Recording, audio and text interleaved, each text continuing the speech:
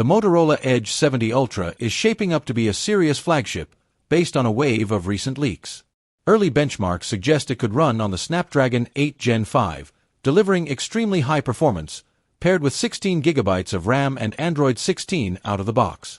The phone is expected to feature a 1.5K OLED display with a super-fast 144Hz refresh rate, giving it a smooth and premium feel. Camera leaks point to a triple camera system, likely including a high-resolution main sensor, an advanced ultra-wide lens, and a powerful periscope zoom module.